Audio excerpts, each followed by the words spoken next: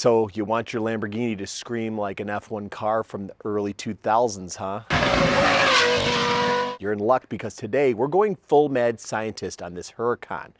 Forget the rumbly low-tone V10s of recent years. We're chasing that high-pitched banshee scream. But is it achievable? First, we need to rewind a bit. Over the years, we've seen quite a few V10 supercars, and let's be real, no two sound exactly the same. You've got your Porsche Carrera GT, Lexus LFA, first gen Gallardo 5.0, all that high-pitched, smooth scream. Meanwhile, the newer 5.2 V10s like the Audi R8 and Huracan, well, they've got a deeper, more rumblier growl.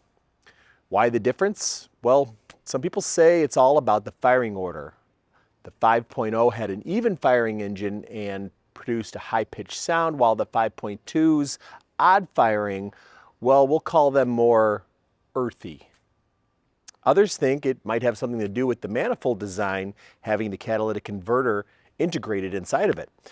Well, whatever the reason, today we're taking on this 2015 Huracan with its odd firing order and going to attempt the impossible, making it scream like its high-pitched ancestors. Before we get to finding that glorious scream, hit that subscribe button, smash the like, and keep watching because, trust me, this is one exhaust build that'll make your neighbors hate you.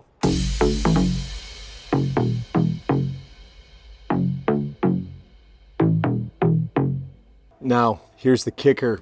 Most people don't put headers on the Huracan because, let's be honest, it's expensive and the engine has to come out. Luckily for us, this one had a catastrophic valve failure. And if you remember, we covered in our video uncovering catastrophic Lamborghini secret, hidden V10 engine issue that may threaten Huracan owners. The engine was already out and we had the perfect opportunity to go wild with the exhaust. Usually, this would cost a fortune in labor, but since the engine was already out, we were taking full advantage. And shout out to our client for giving us the green light to do something that, honestly, no one else in the world has done. Install headers on this odd-firing Huracan and make it scream like an even-firing V10. Basically, it's the exhaust equivalent of defying physics. Now, I know what you're thinking. Wait a minute, isn't this just another one of those fluid MotorUnion megaphone builds? Well, yes and no. We're taking the same concept from the Gallardo's megaphone system that you guys loved, but adapting it to this bull right here. Now, if you missed the original Gallardo megaphone video, go check it out for the full breakdown because I'm not diving into all the details again today. But the short version, the megaphone is our secret weapon to getting that scream. We're trying to attempt an F1 level exotic sound, and you'll just have to trust us on this one. You'd think that with everyone agreeing that the Huracan's 5.2 doesn't sound as exotic as some of its older V10 cousins, we'd need to cook up some crazy magic to make this one sing, right? Well, if you're hoping for some groundbreaking next level exhaust sorcery, I'm afraid you'll have to settle for the old tried and true FMU recipe. Yep, this one's straight out of the 7 things your next exhaust needs playbook.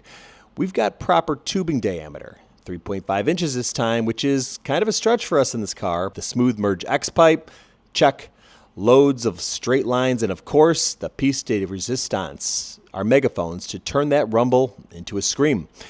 But hey, we didn't play it too safe. We threw in a little something extra just to keep it interesting. All right, so we're in the middle of construction, and we've done these systems before for the Huracan and late LP Gallardos, R8s, V10, and experimenting on 3-inch versus the 2.5 for the LP cars when they did the 5.2 switch, produced a lot more depth and a little bit of a tone difference. Something we tried, though, on the Huracans as we went to a full 3.5 inch, which is what I asked Cody to try to fit in here. Now, doesn't look like we're gonna have too much of a problem, but a design change that I wanted to implement was our last few systems were very loopy. And when I say loopy, I'm talking about the radius of the bend. We had a much wider radius going into the X pipe before. I really wanted to try our smooth merge X on these. Cody was able to fit it in, and what I think that's gonna allow us to do is have a better transition from the banks but it also allows us to get back to the piping being straight, which will get us to the megaphone. This megaphone, we're using all of the length here, but my concern is that because of the size diameter, we're gonna have a lot of depth in the system, which we're trying to get a bit more exotic out of the system. And depth is something that a lot of people notice in the 5.2s versus the old 5.0s. So in order to try to enhance that, what I think we're gonna try to do is I'm asking Cody to see if he could fit an additional constriction and then a step back out. That might play with the sound pulse a little bit before we're going into the megaphone. I'm not sure how it's gonna work out, but it's something that I've wanted to try on these things because we got a great sound out of them before, but it wasn't quite that 5.0 scream and wail. A big part of the sound is going to be the decat on these things going to the tubular headers, but I think this proper transition Cody's working on, and if you can come up with something for this step I want to take before the megaphone, we might be able to get something a little bit more out of it. So I told you what I was kind of looking for, and you kind of came back with an idea. What was it you were thinking? So I saw some reducers, and I tacked them together. And now we have a 3.5 to 3 back to 3.5, and that should kind of choke it down and then spread it back out, go straight into the megaphone. It'll also work as a true expansion chamber. Instead of just going from big to bigger, it'll go down big to bigger, and then it'll work more like an expansion chamber. Should be, yeah. And it might actually pick up like an extra, one horsepower or something, but it should increase the flow because of the megaphone. Hopefully, depending on where in the RPM it's going to be. But that being said, it's worth trying out, which is kind of what I'm looking to do. Just disrupt the sound pulse a little bit, maybe split the sound pulse, maybe not. But playing around with this stuff for a while now, I know that every time we step up a transition and then have it step back down further in the system, it seems like it does change the tone. The theory is using this reducer to expansion might pick something else up that we weren't hearing before, but we're gonna have to put it on there and see if it works. All right, OJ, so now I gotta get from the megaphone down to the tips. Do you think you want to keep that in 3.5, or do you want to go down to 3? What are you thinking? So we got the fender cover here, and although it might seem easy to get from here to here, we've got to fit a valve in there, and we've got to keep the flow right. We did all this 3.5 inch. It wouldn't make a lot of sense to step down to, a single 3 inch and then wire it out here. What I'd like you to try to do is, because we have the valve, figure out a Y using 3 inch and 2 inch for sound control. The tricky part though is I want you to try to get those smooth as opposed to just like teeing into it, which would mean probably like a bigger fish mouth to get on there, which I know is tricky when you're sizing two pipes together. But ideally you're doing the 3 down to wherever's easiest for you, and then the 2.5, whether that be one on the outside or one on the inside, it's really whatever you're going to be able to fit in here with the valve. But that split, that Y, will carry the same, it won't disrupt the flow too much, especially in the short section. Right. But keep in mind that we've got to put the valve immediately after that Y, so that way it diverts properly. I'm trying to give the minimal amount of sound distortion in the 2 inch section. Like I said, we're using the size reduction to control the volume and control the drone when it's shut, but I don't want flow to be disrupted, because when both of those sections are open, it'll carry enough volume out this last little section. So we're diverting it, but because it can flow down both of those at the same time, and if it's smooth and it's not like a hard, 90 degree or, right, it shouldn't cause any, unpleasantries either in the sound or the performance. But that being said, that's probably a little tricky for you. All right, Cody, this is looking pretty close to a finished system, and I see you came up with a way to get those 2 pipes in there with the closed section. Did that end up being trickier than you thought, or did you handle it pretty? I got it pretty decent. The tricky part was trying to get the bigger bend in a good enough spot to where I can have the small bend come out in the right area. So that was the only big tricky part. I gave you some creative freedom on that, trying to get those out to the termination points, which are the tips that were in the bumper. But I'm real happy with how that came out. You know, this system pretty much mimics a lot of our other systems that we've done for the V10. A little higher up, a little more tilted, but we had the megaphones to fit in there. And, you know, I'm just kind of curious on how it's going to sound at this point and if we should change anything. So now we don't have the valves wired up, but we can do that later. Probably want to hear this thing with the valves open and see if what we did is going to make a difference, huh? Yeah, hopefully it makes a good difference and we get an awesome sound out of it.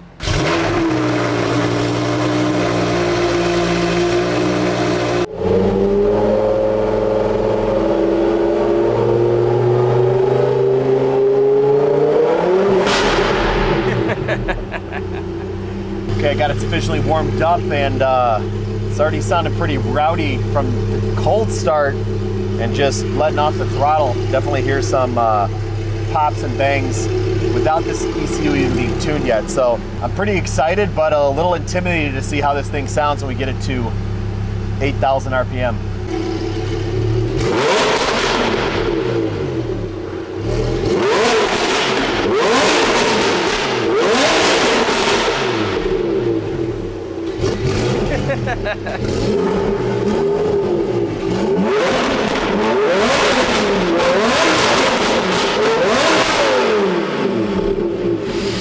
I think it'll sound a little bit better under load. I'm sure, yeah. Free revving is always a little off, but It's not as it's not as deep as I usually hear these things. And there's definitely a higher pitch and more, you know,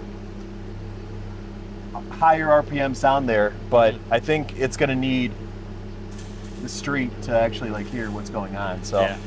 I think that megaphone's doing its job pretty well. it is, yeah. You can definitely hear that, and I'm wondering how much the expansion and contraction actually change that, because we've done a fair amount of these exhausts, and they should sound more or less like the LPs or the R8s, but this does sound different, and I'm wondering how much of that is having the headers on there versus what we did with the system. But I know that merge and then these megaphones should produce, I mean, the headers would just make it louder. Yeah. But there definitely is a pitch change in here that isn't what I'm used to hearing. Now that it's open, So we just found out that the valve was actually closed on the passenger side, so that wasn't even the full capabilities of the system. I gotta hear it again.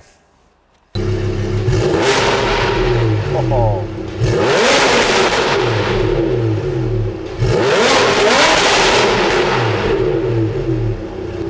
That's quite a bit louder. Wow. No, I mean, I guess with it both shut, it'll be all right, but I'm sure. that's pretty loud. It got a lot louder. Hopefully that's what he wanted. It sounded deeper when we opened that valve up, though. It did, yeah. I was kind of it kind of sounds a little fluttery, and I was wondering what that was, but I think it was just the balance of it shoving through one valve and not the other. All right, so we've got the valve system on here, and we'll go over that real quick, Cody, if you want to just show them the routing that you kind of went with. We talked about it, but... Oh, as far as the valves work, so obviously on the loud side, you know, that's where we're going to turn it on and off. Quiet side, we reduced from 3-inch down to 2-inch to try and muffle that, you know, better. Which might seem extreme, but it's actually what a lot of the producers for similar engine powers go with, you know, inside of the mufflers and inside of the valving itself. It's actually quite close to the factory stuff. Factory's maybe a touch bigger, but if you look on a Ferrari 488 or something along those lines, you'll notice that it squeezes down to about 2 inches, and that's all we're doing instead of muffling we're going with the size restriction, which is going to quiet down a lot of that noise for when you don't want it to be waking the neighbors up and causing problems with the police. You got two modes. We like to say silence to violence. So this system definitely gives both, but we're testing the valves out right now, just making sure they work. I believe this is a DPW valve system, which means they're Bluetooth, but they also have a key module that works. And do you want to just show them how it works? So all it takes to go from silence to violence is a simple press of the button, and just like that. The only unfortunate part with the key fob is that there's no visual confirmation what mode you're in. So you kind of got to listen for it if you have the key fob. However, this DPW also comes with an app that once you link it up, it's kind of a pain in the butt. And especially for us as installers, we have to register the product. And if we register the product, then we have to unregister it before we give it back to the customer. So it's nice when the key works, we can verify it works. But the app will actually show you if it's in sport or stock mode when you have it selected and it's all connected, you have everything linked up Bluetooth. So it's a nice two-feature option. Wiring's very simple. All it needs is power. The only problem with that is be careful where you get your power from, because if it's on all the time, it's getting power all the time could potentially be a slight draw. But it's a small enough draw where it really shouldn't be an issue drawing the battery down, but maybe a tiny bit quicker than your car's used to having. So be careful how you wire that up. But yeah, this is pretty good. Let's hear how it sounds. All right, so first off, we're gonna try the silence mode and see what it sounds like.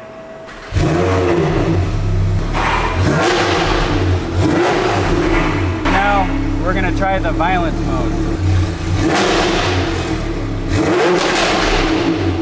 With all the grunt work behind us, everything went together smoother than we could have hoped for. The fitment was on point, and I've got to say, not only did it sound good, but it looked absolutely killer too. We were stoked, practically bouncing with excitement, and ready to hit the streets to finally hear this beast scream under load. I mean, come on. We nailed it. The stars were aligning, the exhaust gods are smiling, and the road to V10 glory was wide open. Or so we thought. Because when we were gearing up to soak in the sweet sound of success, we hit a snag that had us second-guessing everything. Turns out, our road to glory had a little detour. All right, I contemplated not showing this, but this is kind of the real world when you're dealing with custom fabrication options and the day in the life. We had the system all together, we showed you how it worked, we fired it up, but on reinstallation, we were finding that the pipes that come down on this side give us a little room with the heat shields, but on this side, we were far too close to the heat shield. Now everything looks symmetrical on the bench, how we had it mocked up, but there just seems to be just enough of deviance between the two that this was pushing out against the heat shield, causing a little bit more contact than we like when we're fabricating systems, which means it all had to come back out and Cody has to fix it. So I'm gonna let him explain kind of what he had to do just to get us the angle back for it not to hit. So the first thing I had to do, obviously, I had to cut this 90 section out of the megaphone section. I also had a reducer in here, so I had to remake a new reducer. And it was just a straight piece. So in order to fix it and kind of get it turned out, I made a new reducer, and then I put like 11.25 degree angle instead of a straight angle. And that way it kind of kicks it out just enough. And lining it up to the new one, we have plenty of clearance now. But that's also going to change where the tips end up. So he's hoping that he can kind of keep it more or less where he had it before, just by kicking the angle out, rotating inside there. Sounds easy, but it's not, because of the angles that he has to replicate and line back up when we're done. But this is just the name of the game. Sometimes you think you've got it all done, and it's got to come back out for a tweak. All right, enough with the talking. Let's see how this thing sounds. Now I started in quiet mode, and it's still fairly tame. I would say the cold start's a little loud, but This is completely livable if you needed it to be with one flick of the switch. And let's just take it out and cruise and see how it sounds in quiet mode. Got a touch of drone, which is expected for a basically straight piped car, even on quiet mode, but it's not unlivable. I mean, I deal with a lot of straight piped exotics, more or less, and this is very tame in comparison, but I still haven't switched it over into loud mode.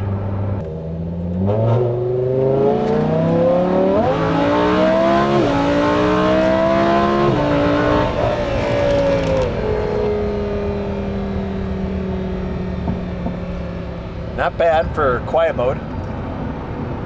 Definitely have a more high-pitched scream, a little bit robotic. Not quite what the 5.0 is, but it might be the closest I've heard. And I just opened them up.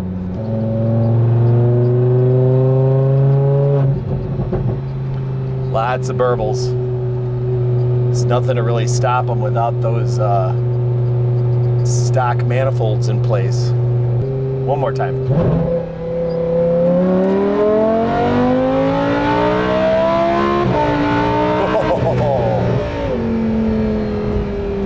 Yeah, that shift's fun. That pitch change when it hits the shift. That's pretty. It's pretty right on.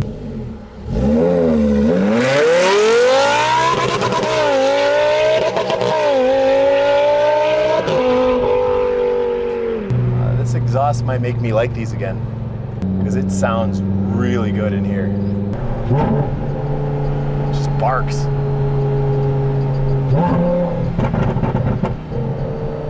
Lots of burbles.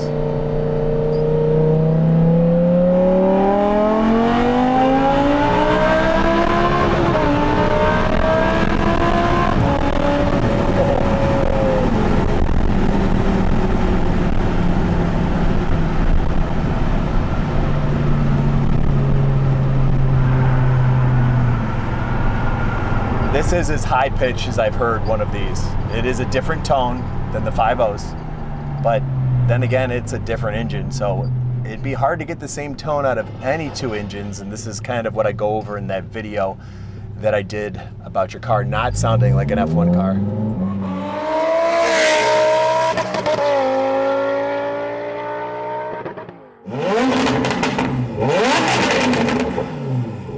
Not bad for an odd firing V10. I'd say we got pretty damn close, but what do you think? Did we nail that banshee scream we were after?